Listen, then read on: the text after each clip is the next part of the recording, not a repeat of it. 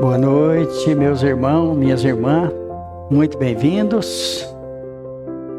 Que Jesus nos ilumine, que Deus nos abençoe. Mais uma vez nós estamos aqui, uma conversa.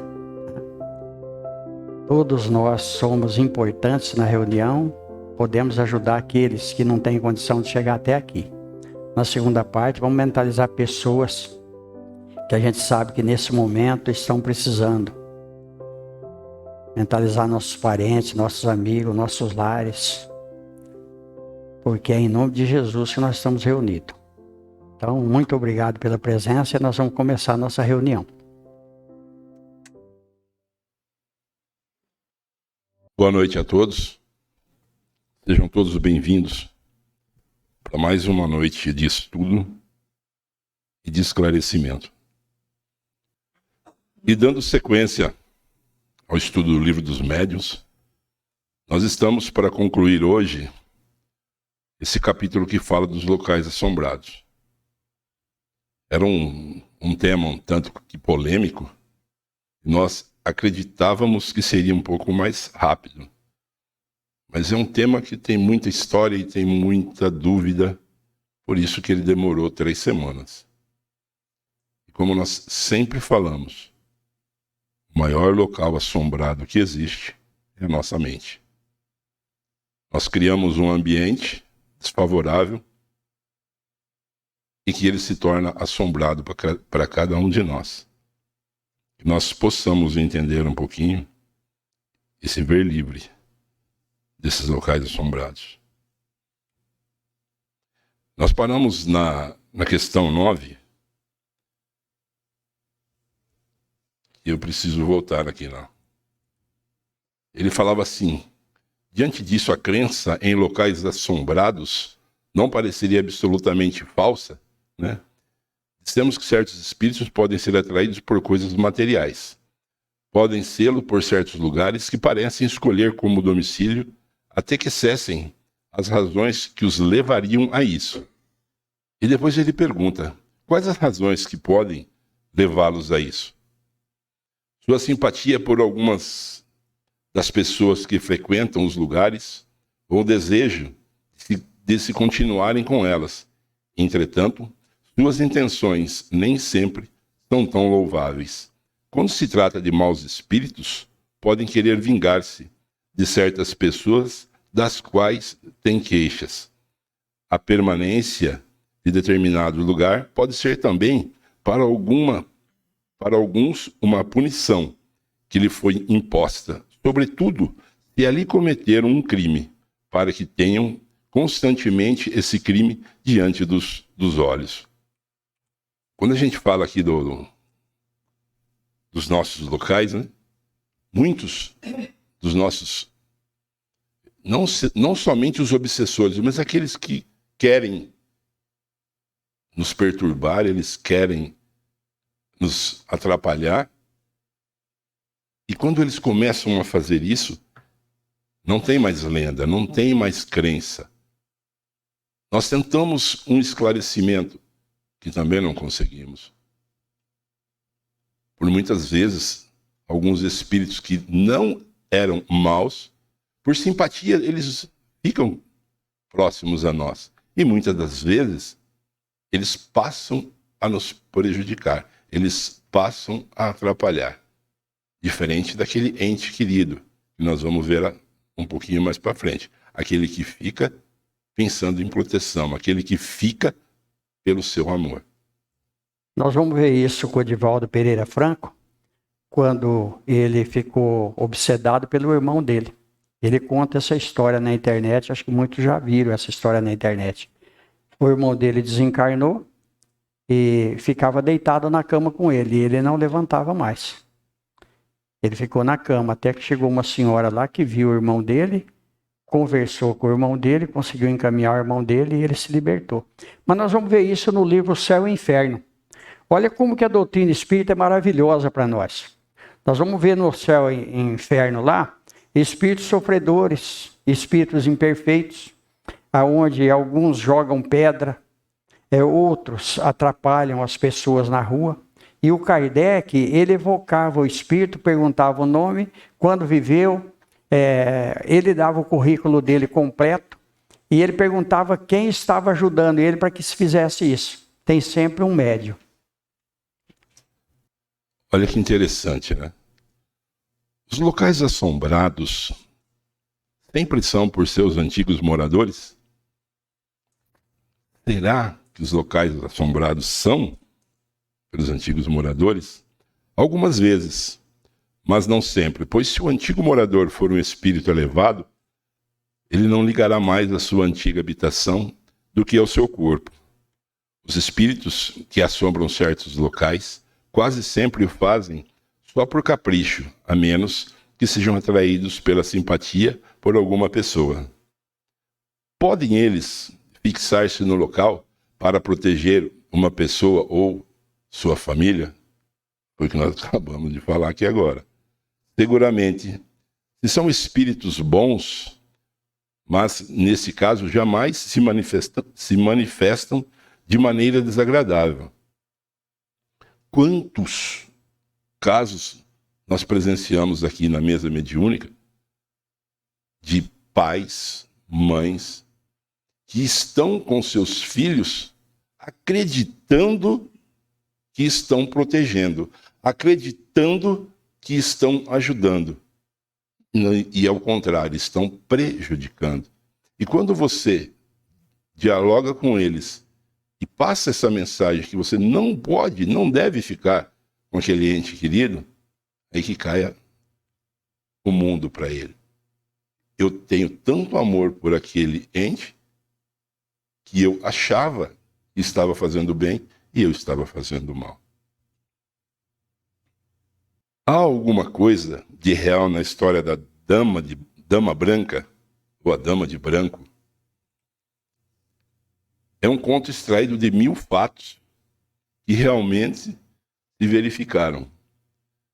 Se foram extraídos de 1000 fatos, podemos dizer que isso é verídico?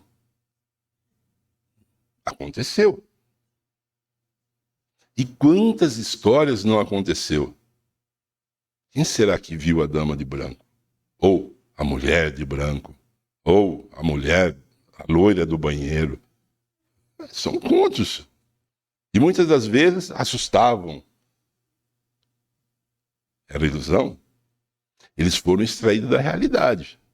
Como nós contamos aqui do Exorcista, que realmente foi verídico aquilo ali.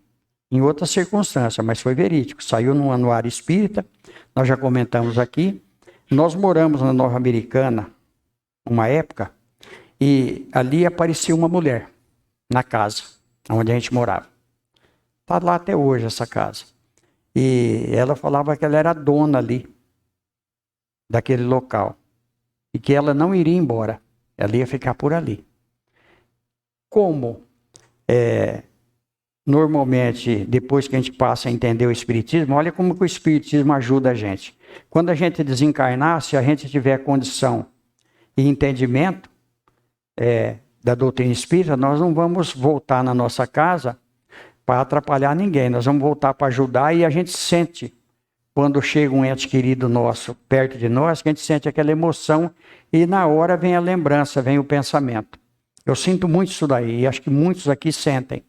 Então é interessante, mas ali aquela mulher atrapalhava, porque ela descreveu aquela região ali numa época bem antiga, o traje dela era um traje muito antigo, e aí de tanto conversar com ela tudo, foi raliando a presença dela, até ao ponto de a gente não perceber mais.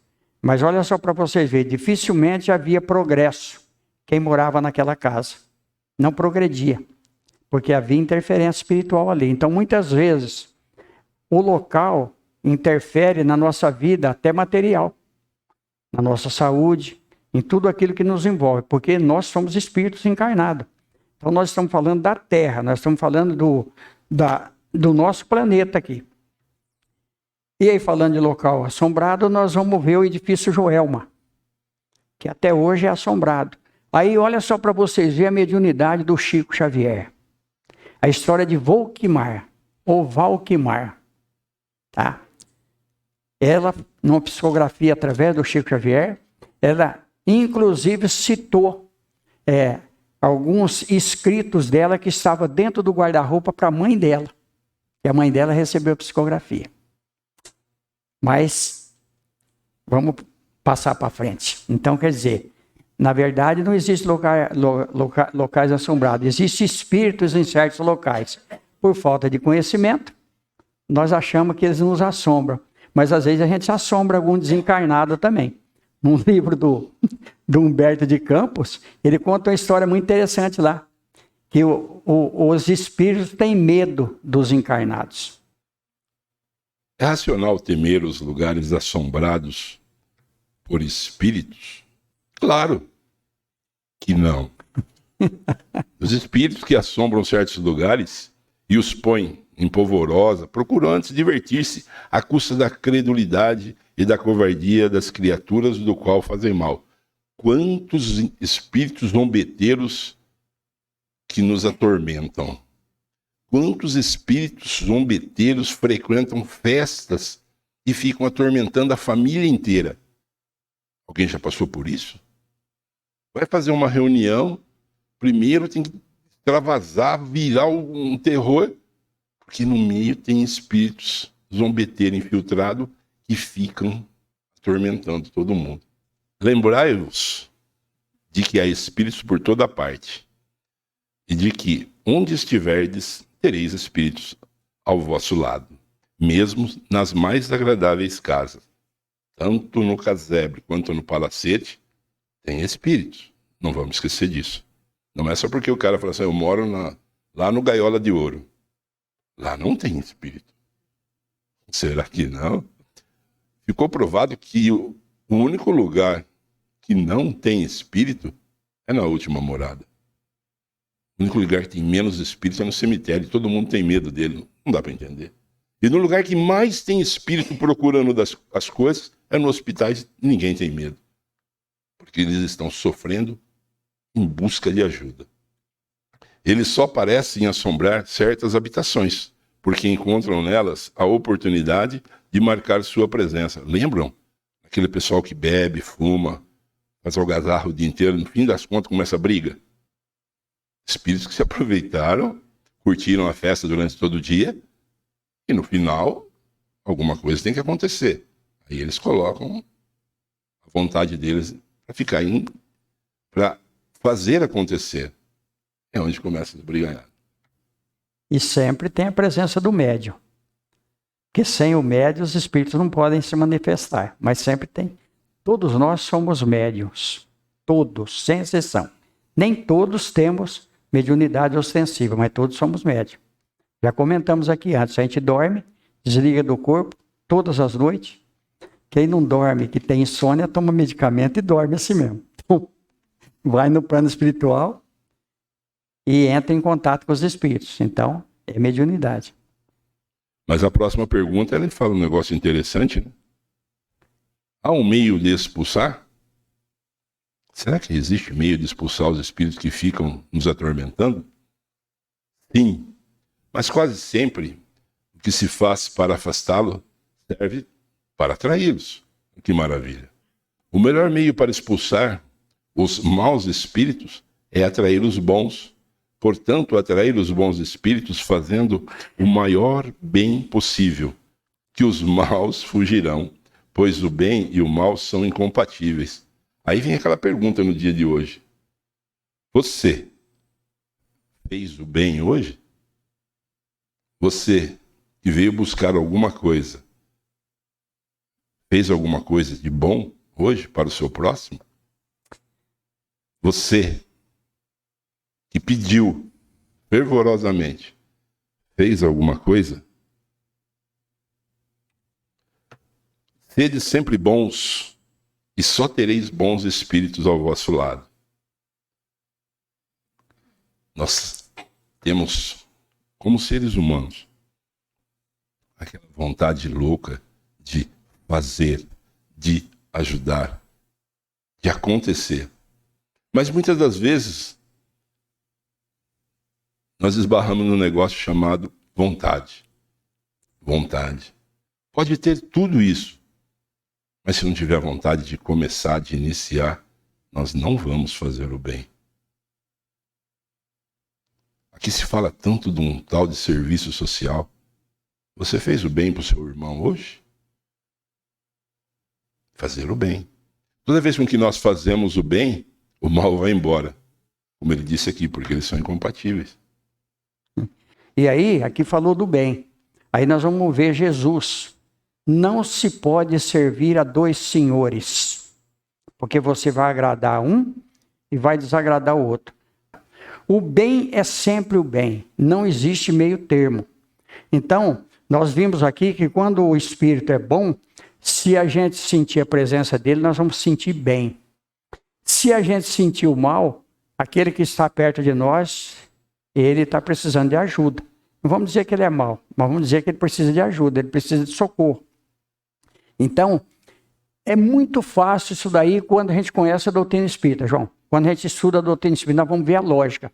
Nós chegamos, tem muitos lugares, e sem nenhuma crítica, porque nós já trabalhamos assim também, a pessoa recebe o guia para atender as pessoas. E aí a gente vê que o guia não sabe nada. Às vezes ele sabe menos do que aquele que foi lá procurar ajuda. Então, vamos analisar, vamos discernir, vamos ver se tem lógica aquilo que ele está falando para nós. Tá? Tem espírito que dá conselho para a pessoa largar da mulher, largar do marido, para brigar, para herança. Mas o Espiritismo dá a estrutura para nós não precisamos ter medo de nada. Quando a gente conhece a doutrina espírita e tem Jesus no nosso coração. Porque é Jesus. Saiu fora daquilo que Jesus trouxe, vamos descartar. A próxima pergunta vai muito pro lado do bem, olha lá. Mas há pessoas muito boas que vivem às voltas com os tumultos dos maus espíritos. E ele é bom? Por que o mau espírito está tormentando? Se essas pessoas forem realmente boas, isso pode ser prova para exercitar-lhe a paciência e incitá-las a serem ainda melhores. Mas não acrediteis que os que mais falam da virtude é a que possuem. Os que possuem qualidades reais quase sempre o ignoram ou nada falam a respeito. Ele é muito claro na história do fazer o bem sem olhar a quem. Se você quer ser boa, por que tem que fazer propaganda? E entra um outro fator importante aqui. A reencarnação. Aqui está mostrando a reencarnação clara para nós. Eu posso ser muito bom nessa encarnação, mas e o passado meu? Se eu estou recebendo algum tormento, se eu estou tendo alguma prova ou alguma expiação, eu tenho culpa no cartório, para falar o português claro. Então alguma coisa não está certa. E outra coisa, aqui tem a autoafirmação. Muitas vezes a pessoa fica se afirmando. Eu tenho um desgosto muito grande quando alguém vem conversar comigo e fala, ó, eu estou doando tanto, eu estou fazendo isso, fazendo aquilo. Eu fico desgostoso com isso aí. A favor da pessoa, porque eu falo, coitado. É que tem muitas pessoas que fazem propaganda, que é o que nós comentamos aqui na segunda-feira. Faz propaganda. Tá? Ele dá, e aí entra aquilo que Jesus falou, que não saiba uma sua mão o que faz a outra, mas ele faz questão que alguém veja aquilo ali. Então, nós temos um doador anônimo aqui no centro. Desde quando nós começamos o Chico Xavier, anônimo. Ninguém sabe quem é. Mas é uma pessoa íntegra, é católica mesmo, de frequentar, tá? A doutrina católica, mas ele recebeu uma cura numa outra instituição espírita em que eu frequentava, e de lá para cá, ele fala, eu sou católico, Norim, nunca vou deixar de ser católico. Mas o trabalho do Espiritismo é maravilhoso. Não quero o meu nome, em hipótese alguma.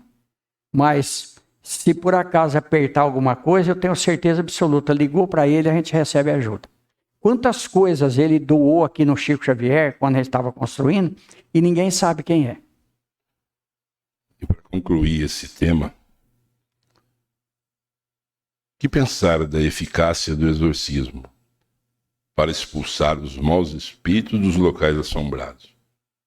Foi um caso do Padre Quevedo, né? Padre Quevedo. Vistes muitas vezes esse meio dar resultado? Ouviu já isso daí? Não vistes, pelo contrário, redobrar-se o tumulto após as cerimônias de exorcismo, e eles se divertem ao serem tomados pelo diabo. Os espíritos que não têm más intenções podem também manifestar a sua presença por meio de ruídos ou mesmo tornar-se visíveis, mas não fazem jamais tumultos incômodos. São quase sempre espíritos sofredores que podeis aliviar fazendo preces por eles.